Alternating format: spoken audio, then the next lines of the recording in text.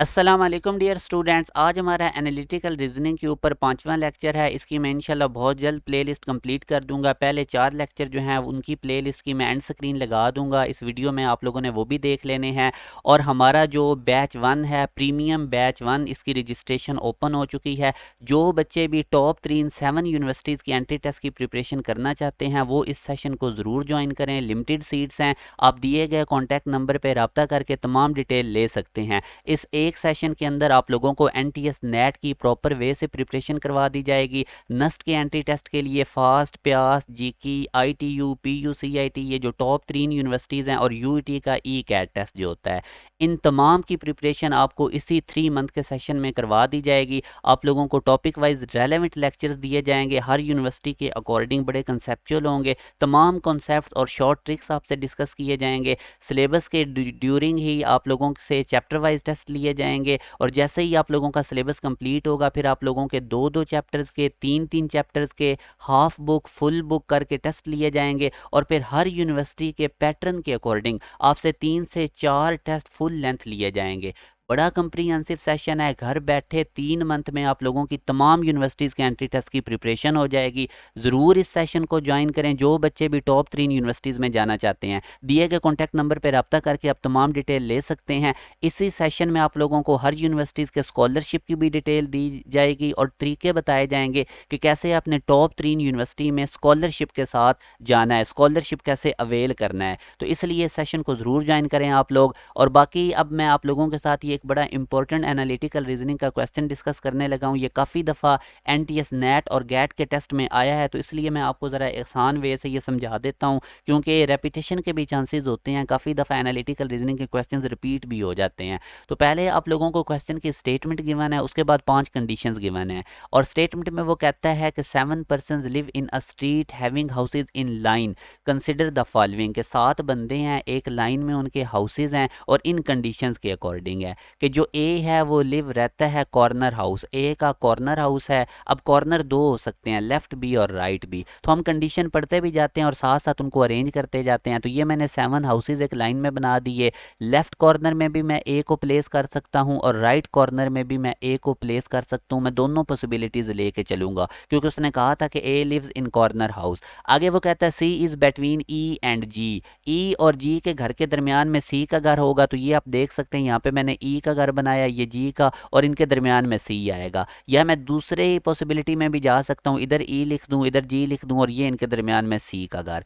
आगे वो कहता है there is one house between D and F, तो डी और एफ के दरमियान एक घर होना चाहिए। तो हम इस तरह एफ और डी लिख के उनके दरमियान ब्लैंक स्पेस छोड़ देंगे। अब आप सोच रहे होंगे कि मैं डी को इधर भी लिख सकता था, एफ इस जगह भी। अब अगर आप चौथी कंडीशन तो में देखें तो उसमें उसने कहा है कि एफ इज नेबर ऑफ जी, कि जी के नेबर में एफ होना चाहिए। तो इसलिए हमने जी के साथ एफ को लिखा और डी दूसरी साइड पे। तो इसी तरह अब इधर भी मैं यही कंडीशन लगा लेता हूँ, जी के नेबर में एफ लिखते हैं और साथ में डी इधर एक ब्लैंक स्पेस छोड़ के, तो यहाँ पे दरमियान में एक घर आएगा। According to the third condition there is one house between D and F, तो डी और एफ के दरमियान हमने एक घर की जगह छोड़ दी। आगे वो कहता है there are two houses between A and G, A और जी के दरमियान 2 घर होने चाहिए। तो ये ए है, ये जी है, इनके दरमियान 2 घर हैं, बिल्कुल ठीक है। इधर दूसरी पॉसिबिलिटी में भी देख लें, ए और जी के दरमियान 2 हाउसेज हैं, बिल्कुल ठीक है। तो अब आप देख लें कि इस ब्लैंक स्पेस में जो घर आएगा वो बी का आएगा, क्योंकि बी हमारे पास मिसिंग था ए से जी तक अगर हम काउंट करें लेटर तो।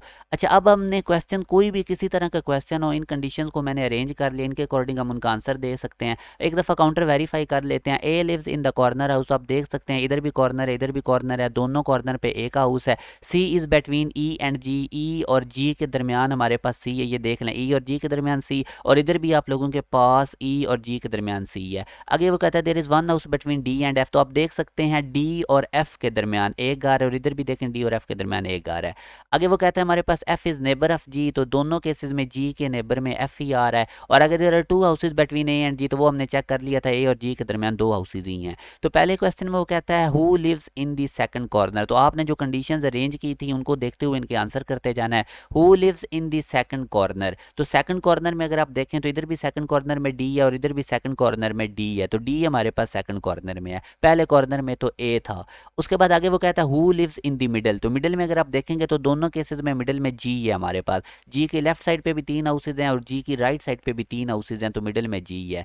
अगले क्वेश्चन में वो कहता है who lives between B and G, तो आपने अपनी कंडीशंस को देखना है। बी और जी के दरमियान आप देखेंगे एफ है, इधर भी बी और जी के दरमियान एफ है और इधर भी बी और जी के दरमियान एफ है। आगे चौथे क्वेश्चन में वो कहता है कि कौन सी चीज़ नेबर है ए का, तो आप दोनों कंडीशन में देख सकते हैं कि ए के नेबर पे हमारे पास ई है, इधर भी ए के नेबर में ई है और इधर भी ए के नेबर पे ई है। उसके बाद आगे लास्ट वाले क्वेश्चन में अगर आप देखें तो हमारे पास है there are dash houses between B and E, तो आप बी और ई के दरमियान काउंट कर सकते हैं, हमारे पास टोटल 4 हाउसेज हैं।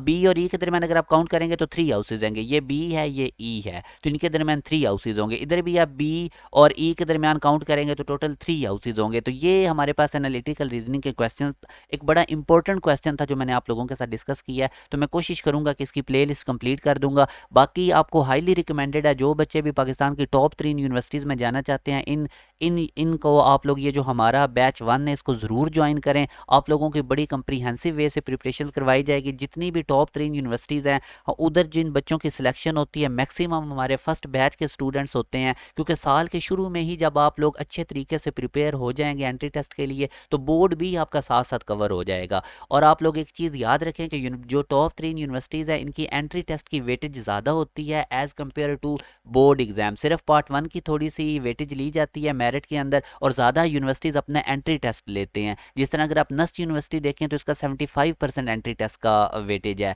आप जीके यूनिवर्सिटी देखें तो ये 85% अपने एंट्री टेस्ट का वेटेज लेती है। इसी तरह जो एनटीएस नेट की बेस पे यूनिवर्सिटीज़ एडमिशन देती हैं वो एनटीएस नेट का 50% काउंट करते हैं। तो ज़रूर इस बैच को ज्वाइन करें। इसको ज्वाइन करने से आप लोगों की कंप्रीहेंसिव वे से प्रिपरेशन हो जाएगी और आपको कॉन्फिडेंस मिलेगा। और मोस्ट इंपॉर्टेंट ये है कि आपकी रेलेवेंट प्रिपरेशन होगी। तो 17 अगस्त से क्लासेस स्टार्ट हैं और हमारा एक व्हाट्सएप ग्रुप है, इसी वीडियो के डिस्क्रिप्शन में मैंने उसका लिंक दे दिया, उसको भी ज़रूर ज्वाइन करें ताकि आप लोगों को एंट्री टेस्ट की अपडेट्स और यूनिवर्सिटीज़ के स्कॉलरशिप की अपडेट्स मिलती रहे। चैनल के साथ कनेक्टेड रहें। अपना ख्याल रखिएगा। अल्लाह हाफिज़।